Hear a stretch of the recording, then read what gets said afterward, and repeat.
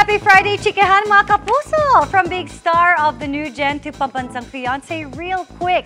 Dahil yan sa dami ng marriage proposals na natanggap ni Jillian Ward mula sa fans.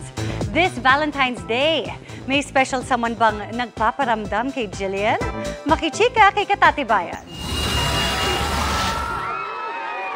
Dinudumog at pinagkakaguluhan si Doc Annalyn Jillian Ward sa bawat probinsyang binibisita niya. Mula sa pagiging star of the new gen, binansagan na rin siyang pambansang fiancé. Sa bawat pag-ikot kasi ni Jill sa probinsya, hindi mawawala ang kwelang pakulo ng kanyang mga tagahanga. Ang Jillian Ward effect, nagpapapropose ang kanyang fans gamit ang totoong singsing, tali, pati bakal. Game na game naman niyang sinuot ni Jill at ni-reshare pa sa kanyang TikTok. Sobrang natutuwa po ako kasi kada nagpaparada po ako ngayon, ang dami po talaga nagbibigay ng mga singsing. Ang dami ko na pong nakolekt. Pati po yung singsing na may kalawang na sa akin pa rin po. Tapos meron din po mga bracelets. Tapos ang dami po nila mga regalo. So sobrang nakakatawa po talaga kasi natatabi ko po siya. Kumbaga may remembrance po ko galing sa kanila.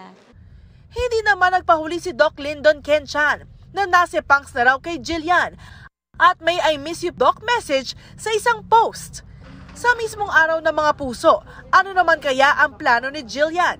How true na may nagyayaya at nagpaparamdam na kay Jill this coming Valentine's Day? Well, basta.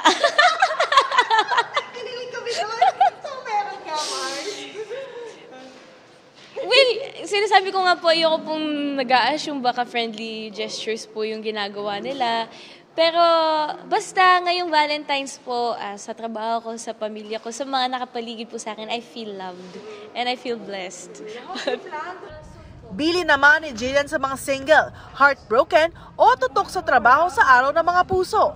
Love yourself din. Kumbaga, wag lang po mag-focus dun sa mga date. Kumbaga, i-date mo rin yung sarili mo. And of course, your love for God, i-strengthen mo din po yan. Kasi honestly, ako din po, nagkakaroon po ako ng mga times na pagod po talaga. Pero isang dasal lang po gumagaan agad yung pakiramdam ko. So, spend time with your loved ones, pero spend time with yourself din and with God.